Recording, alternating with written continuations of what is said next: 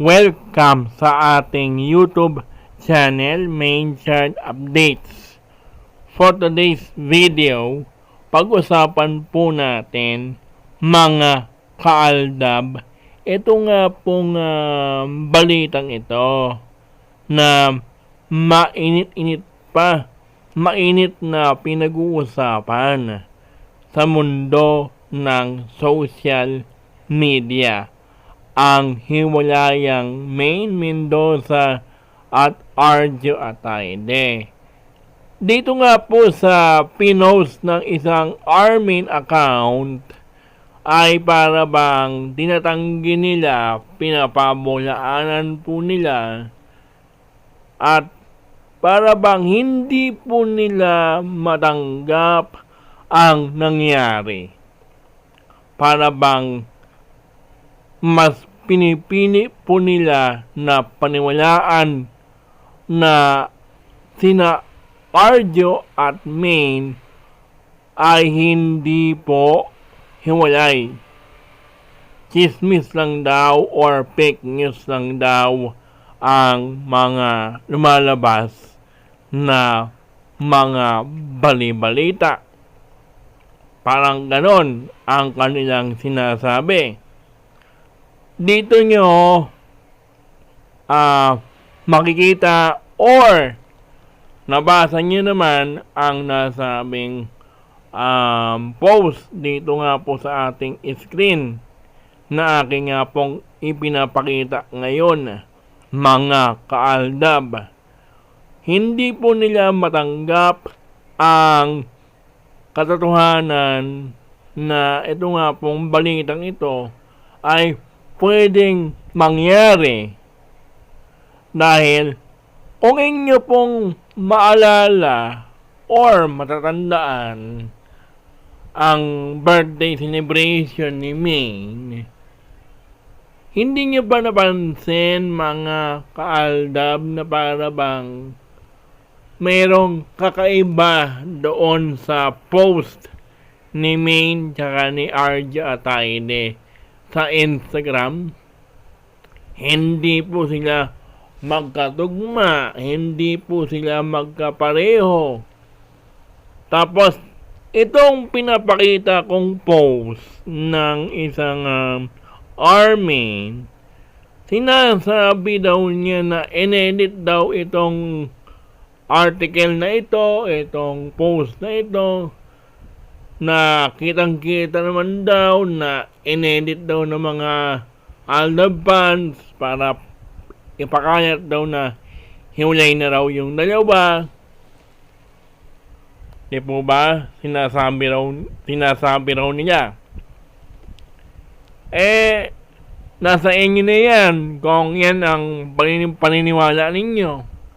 Pero ang paniniwala ko ay doon ako sa nakita kong resulta ng birthday celebration ni Maine, kung saan hindi po niya sinare yung nasabing birthday greetings ni Arjo Ataide or kahit man lang doon sa Itbulaga po mismo at sa sa TBJ Facebook page. Kahit na kalkalin ba nila yan, mga kaaldab, yung TBJ Facebook page at YouTube channel ng Itbulaga na bago, ay wala kayong makikitang Arjo Ataide maliban lang doon sa pinaka-lumang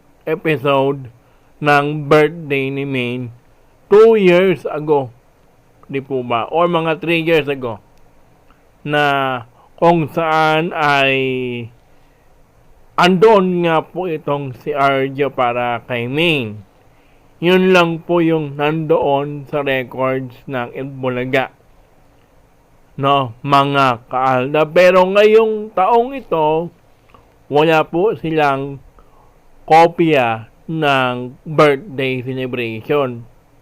Wala nga tayong nakitang birthday celebration ng mga Ataide with Maine na dapat meron, di ba? Kung sakaling pinagpatuloy po nila yung sarsuela. Pero sa nakita kong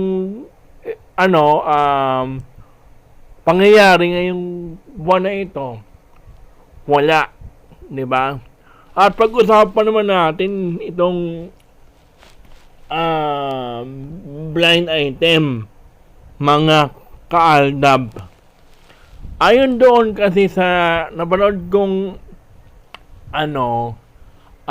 interview nga po ng mag-asawang Legaspi, dahil nga po nagpo-promote nga po sila ng kanilang teleserye na Hating Kapatid, na pag-usapan doon or na itanong ng ni Tito Boy sa mag-asawang Legaspi kung isa nga po ba sila or sila sila nga po ba yung nasa yung nasa blind item, kung sila nga po ba yung nandoon. Pero ayon doon sa mag-asawang Legaspi, mga kaaldab, hindi raw sila yung nasa blind item. Yun daw yung kanilang rason. Yun po yung kanilang paniwalag or statement patungkol doon, or yung kanilang paniwalag doon sa blind item na kumakalat na isang power couple na ngayon ay hiwalay na. Sino nga po ba sila? Nahu, 'di ba? Parang ganon.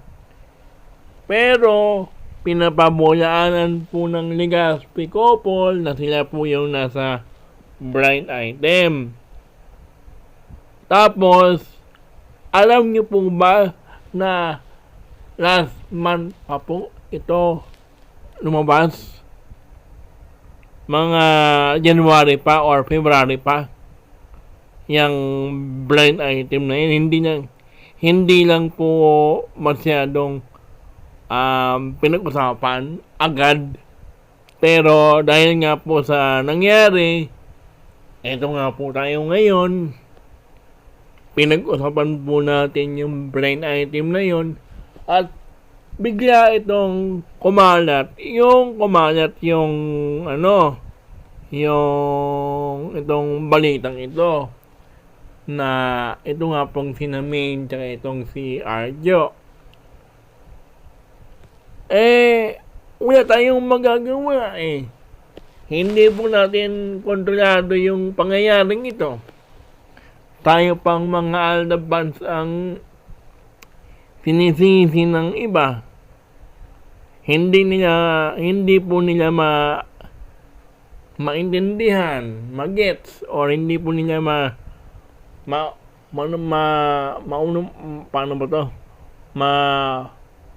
maunumaan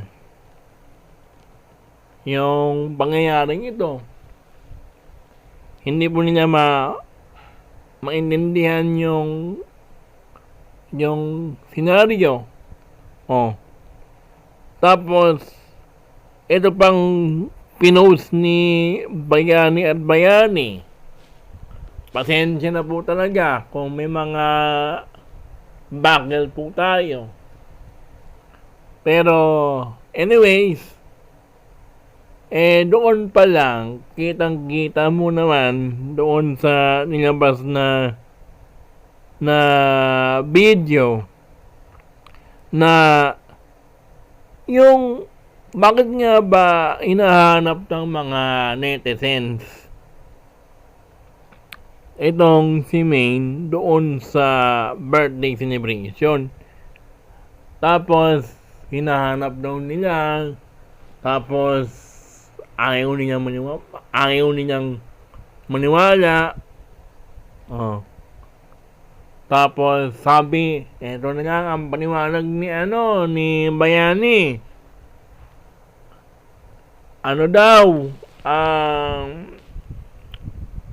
Mayroon daw siyang sakit daw itong si Maine. Yan po yung kanyang palusot, 'di ba?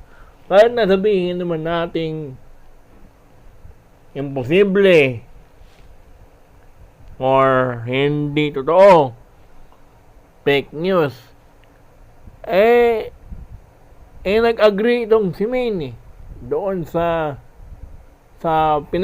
siguro isa rin yun sa pinag-usapan po nila na tinext ni Maine or kasi tinatawagan si Maine, hindi sumasagot siguro doon sa tawag ni Arjo or ni Silvia or ni Rhea or ni Bayani. Kaya tinext na lang yata siya or sinabi na lang na may sakit kahit wala naman siyang sakit.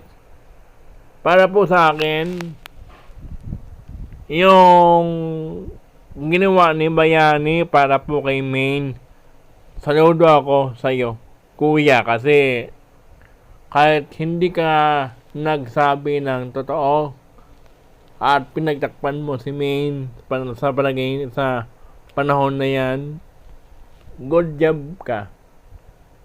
Good job ka, Bayani. No? Kasi alam mo na yung gagawin or yung palusot mo diba? Or yung alabay mo, no? Or yung alibay, no? Yan po yung gusto kong ipaliwanag sa mga hindi makaintindi at makaunawa doon sa pangyayaring yan.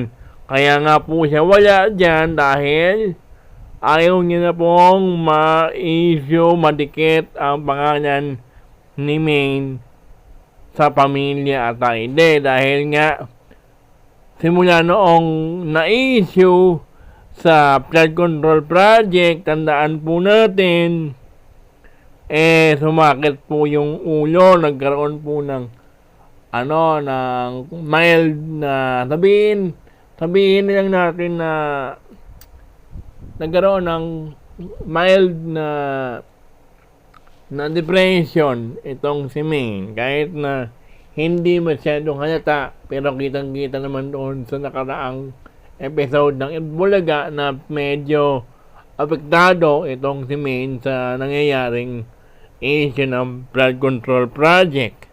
Pero ngayon parang kayang-kaya na po niyang ni Maine paano ba itong sabihin natin? Kayang-kaya niya ng digest ni Maine yung pangyayaring ito. Kaya saludo ako kay Maine. Good decision na hindi ka na pumunta sa birthday ng iyong peking pamilya, no, mga kaaldab. Yan ang magandang desisyon na nangyari. Pero ang tanong ngayon, mayroon pa po bang pangalawa, pangatlo o pangapat na gathering soon sa birthday po ni Arjo Ataide at saka dito sa celebration ng Pasko at Bagong Taon. Sana nga tuloy-tuloy na yung ganitong pangyayari, no, na hindi na siya ma-involve dito sa pamilya Ataide nito. Hanggang dito na lang ang ating video. Don't forget to like, share, and subscribe for more updates.